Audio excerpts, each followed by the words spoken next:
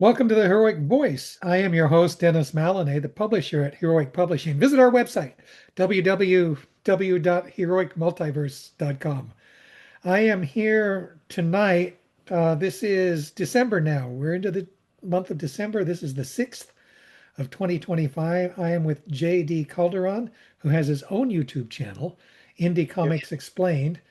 And I was happy to be invited to be a guest last weekend on his show. This is the Heroic Voice, where I talk to comic book creators and other interesting people on a variety of subjects. I am Dennis Maloney, publisher of the Heroic Multiverse, where we feature good girl and bad girl artwork, super babes, and all kinds of Silver Agey style stories. JD, good to see you again. Good to see you too, Dennis. Thank you for having me. Thank you for having me.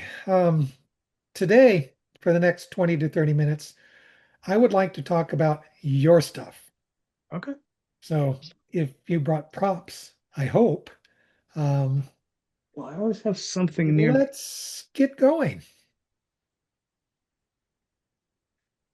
I always have props near me. But yes. But what do you want to know, Dennis? I mean, I have a lot of stuff. I've been self-publishing since 1992. Started off in black and white comics, coming off of the Teenage Mutant Ninja Turtles black and white boom, as they say. Being inspired by them. Starting my own company. I think I was 18 years old at the time with a bunch of school kids. We are all, we're all out in New York City, and these guys and gals were all from the School of Art and Design. So they were all studying comic art, and we just all came up together, and it's pretty cool. So, Well, pick something. Do you all right. have, of all the things you've done, do Mm-hmm. you have a favorite? Oh man, you know how it is. It's always is like which one of your kids is ugly, right? Yeah. So Right, which but one of your kids is ugly? right. Well, they're all kind of ugly, but I polish them up. But the work that I probably am most invested in is the Oswald Chronicles. So the Oswald Chronicles is something I came up with in the 90s, initially as prose because I didn't have an artist for it at the time.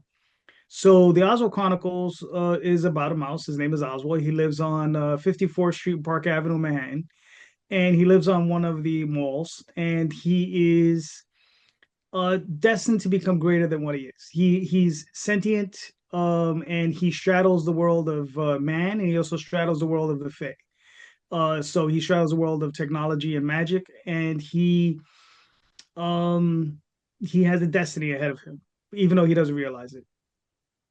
And we follow his adventures. I mean, I have his very first story. It's called My First Day, and it's literally his first day. It's his origin story of how he got to learn how to. This young lady who taught him how to read, and she taught him how to write. She taught him arithmetic. He learned initially how to speak by watching television. Um, and and then things happen to her in that story. He ends up moving on in that story into another story called Passing Queens and Making Homes, where he encounters some young nobility. There was serious trouble with some orcs, wars, queens. He his burgeoning magic use, that sort of thing, and it just develops as it goes on. And I mean, right now, um, I think I have 44 total stories Oh, that encompass the entire thing. And when I say stories, they're not like single issues. Some of them, like that particular those two stories encompass 8 issues, about 220 pages worth of work. I'm about, at last count, I think I'm about 22, maybe 2,400 pages. that's a lot of work. Yeah. How far into those 44 stories are you? Or was that the 44 stories? There's 2,000 No, pages. no, no. I'm still working. We still have his third life to get into. Once that's into that, there's another 14 stories, and that'll be the capper on that. And then, but I'm working towards it, man. I promised myself that I would finish writing it by the time I'm 55. I accomplished that a couple years ago, about 3 years ago. Um, and then the next goal is to hopefully get it all done, or Mhm. with as a comic book, by the time I'm 65. So I got Wow. 8 years to accomplish that. Yeah, then you can go on Social Security. Exactly. I Yeah. could retire. Well, there is many a slip twixt the cup and the lip, as the bard said. Mhm. Uh, Right, but you're well along the way, I think. What else? We've talked about Oswald the Mouse. He's a wizard and right. techno guy. Yeah, and then all right. So there's also well, all right. So I guess I can show. Like I said, I always have a couple of things near me. So this is a couple of issues of Oswald, a couple of the covers there, and these are issues 3 and 4 of that of because oh yeah, that's the other thing. I break up the series in short story, like they're short stories. There's a huge overarching story, but there's shorter stories in there. And so you'll have like this is what my eyes see I can't believe, right? Or I cannot believe. So that particular story is 5 issues. That's issues 3 and 4. The fifth one is upcoming on Kickstarter. This is a series called Dreamweavers, right? That I had done. The first issue of this appeared in '92, but it was initially in black and white. This is in full color. I redid, we Hmm. remastered it. We did all the lettering. We did all the lettering. We colored it, modern the way it's all done now. Yeah. Computer colors and all that jazz. And we first issue's out, second issue out, third issue's upcoming. Currently, which I don't obviously don't, unfortunately, I don't have a copy of. I have Magi's Grace number 3 currently on Kickstarter. So that's Aha. going on, right. So that's going on Magi's right. Grace is Magi apostrophe S Grace. Yes, Yes. yes. And one would Magi's Grace. expect that you could find it on Kickstarter simply by doing a search for that. Yes, yes, yes. So you go to Magi's Grace, and that one, like I said, is the third issue. Basically, it encompasses a two-person team as Magi and Grace, and Grace is a sorceress, and she's kind of Magi's handler, right? She works for an organization called the Brotherhood of the Chamber, and Magi is kind of special, right? But he himself is not a sorcerer. He just has some other special abilities that he can tap into. I don't want to talk about it till the fourth issues. That's when it's shown off, and then we can. Then after that point, I can talk about it more. But Magi is a monster hunter, right? And he doesn't he's not very squeamish. He's not one of these guys who just kind of fell into it. He kind of like sorted out, and he's a bit of a roughneck, big brawny, ex-military type, and he really goes after it. He's that type of fellow. And I mean Grace, she's like I said, she's a sorceress, and she's all about the money, and she's very mercenary, and she rents out. She basically rents him out, Huh. and yeah. So She's his agent. yeah, and he hates it. He hates it. He considers her the bane of his existence. But she's married to his best friend, which he thinks that she just set him up, that she did it on purpose. Like, you married my best friend, so I could never get rid of you. And she lives across the street from him. And and here's the thing though, I joke about it, but I don't know, in my experience, I don't know if you've ever experienced this. If you've ever had a work wife, right? Because that's the relationship, right? There's nothing romantic about their relationship, but they love each other deeply. They have each other's back, and they work with each other very well, right? So they go out and they do their jobs, and they will, kill and die for one another if they have to, you So know?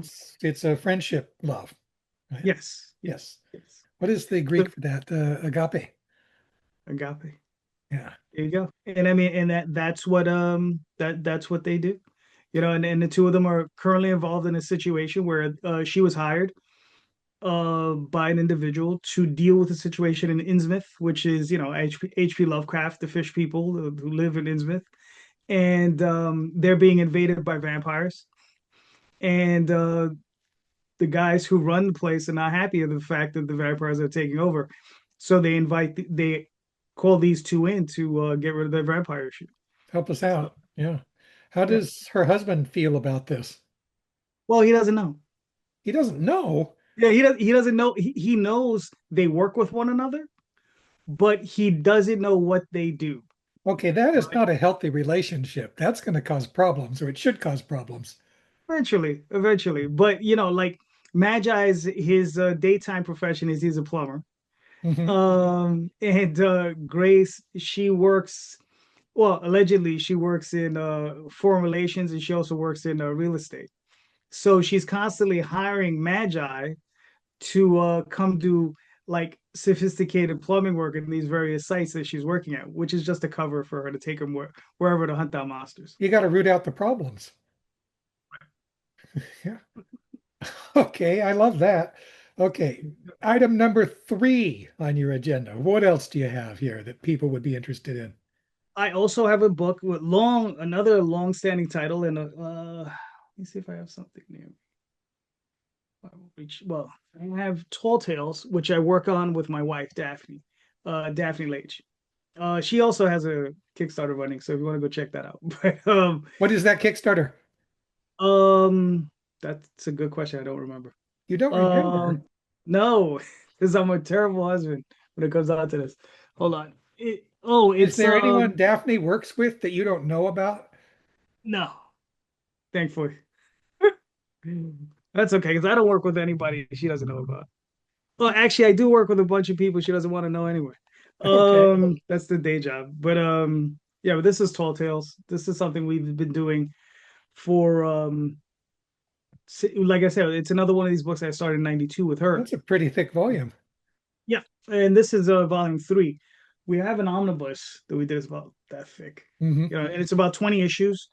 We're 6 issues into the next arc. There's two more issues of that to get done, and then there'll be another 10 issues for the final arc, and that story will be done. And that's think of if Disney met Lord of the Rings, it's that sort of thing. Back in the day, I was a huge D&D fan, and I was also a huge Robin Hood fan. So if you remember Robin Hood from Disney, that's what Robin Hood I'm referring to. So The with the Fox? fox, yes. Yeah.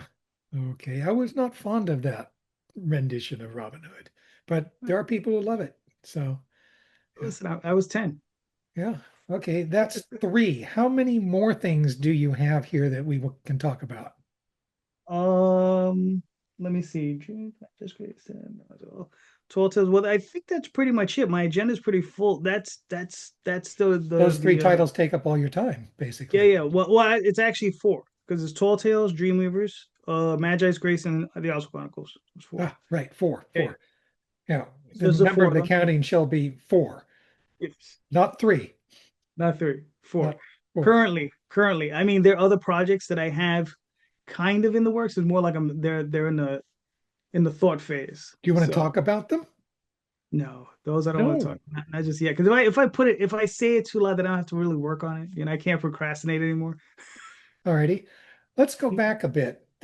We talked a week ago, along with many other people. You had several Yes. people on that panel for Hmm. Indie Comics Explained. Yes. Is there a question that occurred to you that you maybe should have asked me that you didn't ask? Maybe we could turn the tables on this. I Okay. don't often get interviewed on this channel, but it might be worthwhile doing. All right. Is there something I didn't? Oh well, yeah. I mean, there's probably a bunch of questions because I'm really curious. Like, you've been doing heroic publishing for a long time, right? Yeah, since Um, 86. right. Since And earlier '86. than that. I mean, we've Right. been publishing since 81. Right. So, I mean, what got you guys into that? Like, because obviously Marvel and DC are around, right? They're doing superheroes big time. And it's not like it is today. Today, the bar to entry is very low, right? The barrier to entry is very low, right? Hmm. So you create a comic book, you can color it on computer, you can do all that stuff. Back then, it was Ruby Lift, paste ups. You had to know how to do, mechanicals. I You had remember all to, of that. Yeah. right? You had to know CMYK. If you were printing in color, you had to go to a printer. You couldn't print 10 copies. You had to print 10,000 or 3,000 or 2,000, Three to whatever the five minimum run thousand is. was pretty much the lower end of it. Right. So, I mean, like, because those numbers are daunting. That amount of work is daunting. right? So what got you guys to be like, we could do this? Like what inspired that? Were you just got was one of you in a printing? What was going on? As I said, I'd been publishing since '81, a Hmm. fiction magazine, Oh, okay. fantasy book, illustrated fiction. Hmm. So I was in contact with a bunch of artists. I was also working a little bit in the comic book industry. I was doing some work with Marvel. Um, I was also producing some material in conjunction with a few other people for the Champions role-playing game. We did a few gaming supplements, the Coriolis effect, which to this day I'm told is still the most popular um, supplement that Hero Games has. Although I can't vouchsafe that, I've just been told that. I don't know it for a fact. We did the Great Supervillain Contest. We did an enemies book. Um, so I was working with them. I did some articles for their Adventures Club magazine.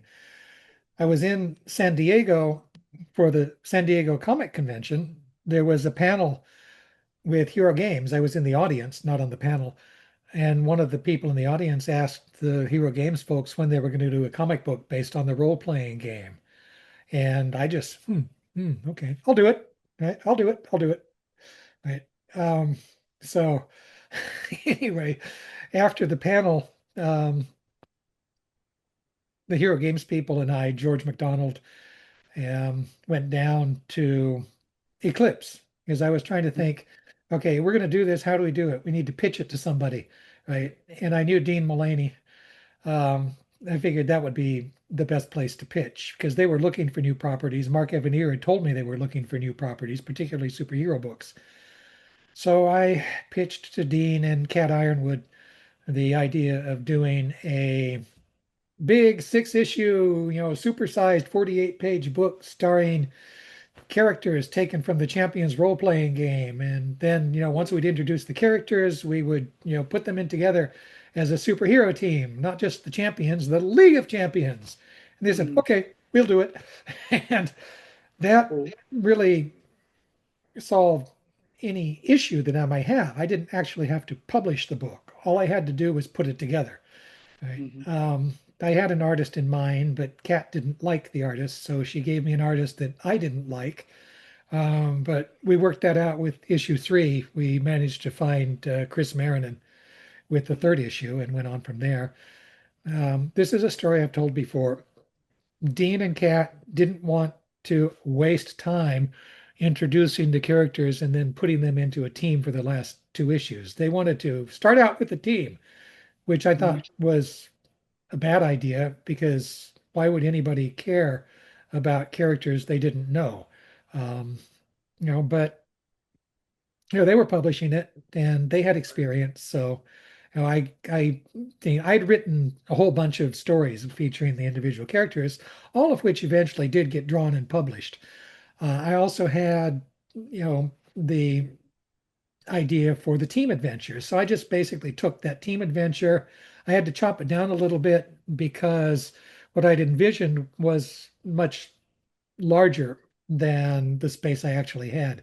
But again, those stories that got left out have been published or will be published. I actually have a Hellfire Apocrypha book coming up. The Curse of the Hellfire Crown was the name of the original series. And some of those untold stories are actually going to be told in Champions number 69 as the Hellfire Apocrypha. In any event, um, orders came in at 38,000 for that first issue, which was good, right? But they, as always happened back in those days, they fell off. And by the time issue 5 rolled around, Dean and Kat said, we're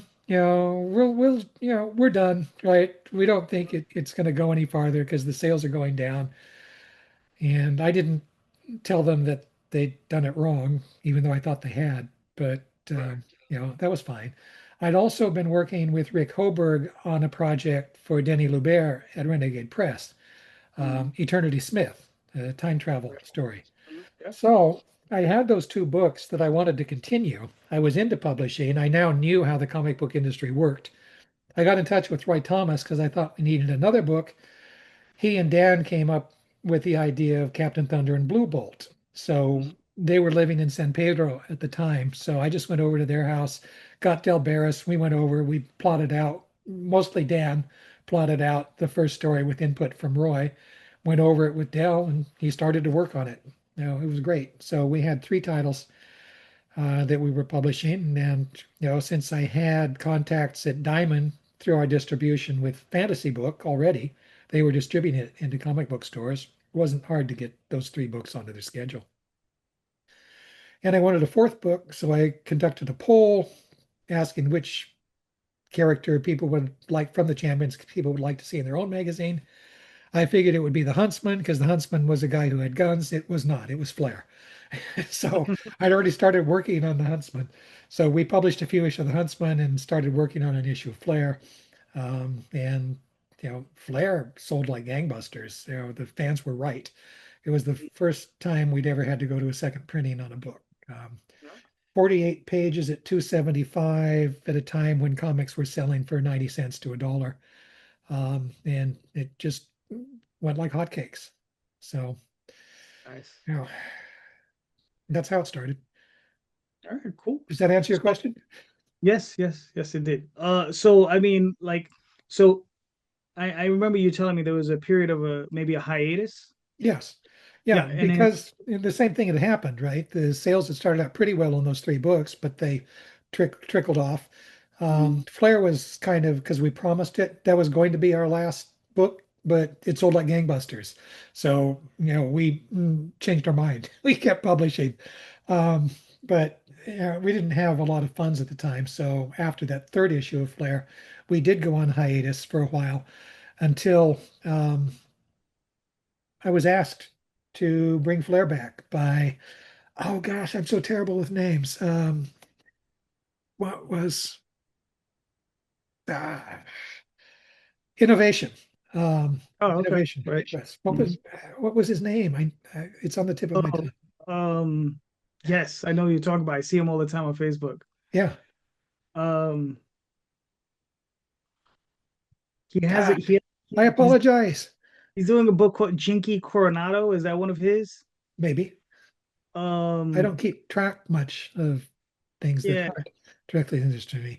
But in any event, he published a few issues of Flair, a few issues of League of Champions. Mhm. Um, and I wasn't entirely happy with his editorial slant. So we took it back after those few issues. Black and white boom started. We started doing stuff in black and white. I knew it would die. It died. And then we stopped. It Um, wasn't until the print on demand came in that we realized we could actually keep doing books without having to make a huge capital investment. And that's what we've been doing ever since. A few issues every year, kickstarting them. It's cool. yeah. I mean, yeah, that's the one thing. I mean, like I said, I mean, back in the day, that barrier to entry was huge, because Mhm. when I first started, I mean, we had to print at least 3,000 copies and we were running black and white. We didn't even think about color. And yeah, I could only imagine if I had to print 3,000 books per book now, Couldn't do it, it. Right? yeah, it The just, digital yeah, the digital yeah. sales also came in, and that Hmm. helps, right? Yeah. We actually get the bulk of our profit from the digital sales. I mean, the Hmm. physical copies are print on demand. We print as many as the people want, Right. but the bulk of our profit is coming from those digital sales. Hmm. Right. And the one great thing about that is just it technically is endless and it doesn't cost you anything to hand it out. Yeah, and you're Yeah. always picking up people who are discovering it new, Mhm. who have never found you before, which is great. Yeah. Um, you know, there are months when we pull in, a few $100 uh, Right. from from people who are going up and going back and picking up the back issues that they never got. Hmm. Yeah. That's the one thing is finding those different revenue streams. And that's the one good thing about, finding POD digital. And then, have you considered, well, have you approached any of the newer distributors? Have you been thinking about going that route? Yeah, yeah. In fact, we've been talking to a couple of people, and I have it in mind, basically repackaging the material that we published, starting with Flare number 20. Black Enchantress, a few other things into that larger 52-page format Right. and releasing them anew into the comic book retail store market because the comic book retailers have never carried those things, right? So Ah, it'd be new in that market. right. But you know, we just started the negotiations on that. It hasn't gone anywhere yet. I would like to do it because I think, Flair, the League of Champions, all those characters should be attractive to people who like superheroes. Yeah. We do it, I do it a bit differently than Marvel and DC do it these days. It's more about the characters than it is about the stories. Marvel and DC go to these overarching, big, grand, event things, Hmm. and that's not my thing. Um, you Right. know, if there's an event going on, I want to see how the characters are dealing with that event. I don't care so much about the event. The event is an excuse for me to put the characters into novel situations so that Mm. they're in a position where they have to deal with something they've never had to deal with before. I don't know how you approach it. Let me put that to you. I mean, how do you approach it? You've got this big storyline, right, Right. for Oswald, right? But isn't Well, Oswald the main thing? yes. What's funny is when I first came up with the character in the story, it wasn't about Oswald. Well, Oswald was supposed to be a cipher. He was supposed to be a storyteller, right? Because in the comic, he's a scribe, right? But he's also a sorcerer, and he when I first came up with it, he was supposed to be like my crypt keeper, right? So he's supposed Uh-huh. to come out and tell these stories of other people, right? Or other characters, fate, all kind. I had all these weird, strange fantasy stories in my head. So I said, okay, I'll use this guy. But he would Oswald came on and said, no, no, no, story's about me. So I had to just, it became all about him. And I was just like, what the hell happened? But what I do is if you read an Oswald Chronicle, invariably you're probably going to read another character's story in there somewhere. Because Oswald, depending on the situation, he wants to talk to whomever he's confronting, right? So if he has one character, he wants to hear the story of why are you doing this, right? Why are you seeking this item? Why are you fighting against these people? Why did you steal this thing and you ended up at my house, in front of my doorstep? What did you do? Right. And then he also wants to hear the other side. You Sure. know, that's the type of person that he is. He wants to hear all the various sides and then he'll come to a conclusion and then he'll try to do his best to figure out whatever to do. And listen, he doesn't always come out to the best. It doesn't always work out. Right. Oswald the Interrogator. Basically, basically, yeah. And for me, that's the part that I've always found fascinating because it's like there's so many people in the world, right? Like I have a regular day job. I go out and I worked retail for a long time as a manager. And one of my favorite things was just to talk to customers and you Mhm. get them talking and they'll just tell you about stuff. Yeah, They give you these little glimpses of their lives and places they've been and all these different things. And sometimes it's really alien and strange because it's just like, yeah, I don't live my life like that. yeah. That's And that's it's not exactly necessarily why I want to get a forum going for the heroic publishing material. I want to hear what fans have to say. I want to get their comments, and we should have had a forum a long time ago. But it's a pain. yeah. Um, but I've resolved to get that done soon. Hmm. Something fans can maybe look forward to is having a place to talk about. Let me ask you, did I remember correctly that you actually picked up those Champions books when they first came out? Or was that somebody else we So were talking I to? believe it was the first 6 issues. Yeah. And I also have Eternity Smith somewhere back there too. I know that. Uh-huh. I have at least I believe I had at least 2 issues of it. What was your favorite character among the Champions, if you can remember that far back? Honestly, I'll be honest with you, I don't remember. Ah, It's like I read the last time I read them is when they came out. aha. No, but what's funny is they're in my collection. I know they're in there because I've seen them. Like I would just flip through it. I'd be like, oh yeah, I remember this. I remember this. But yeah, Uh-huh. dude, like that was my thing. I mean, I love old independent comics. Yeah, we've never But collected those into a trade paperback. We need to do that. I think I'll make that the yes, next trade paperback project because there was Yeah. supplemental material produced for those books in Champions Classics. Hmm. So put it all together, put it all out. Um, Yeah. Alrighty. I think we've pretty well covered your stuff here. Let's do this. All right. Um, Social media. Social media, Facebook, Twitter, Insta or X, Instagram, JD Calderon, what is it? DeviantArt, JD Uh-huh. Calderon and the Oswald Chronicles. YouTube. I'll be back on Sunday. This Sunday is a little special. Myself and Marvin Wynn, we will be interviewing a retailer. All right. So once in a while we get together and we just interview retailers to try to get their perspective on the business of independent comics, like how well we, what do they want from us as independent publishers, and how can we sell better to them? Hmm.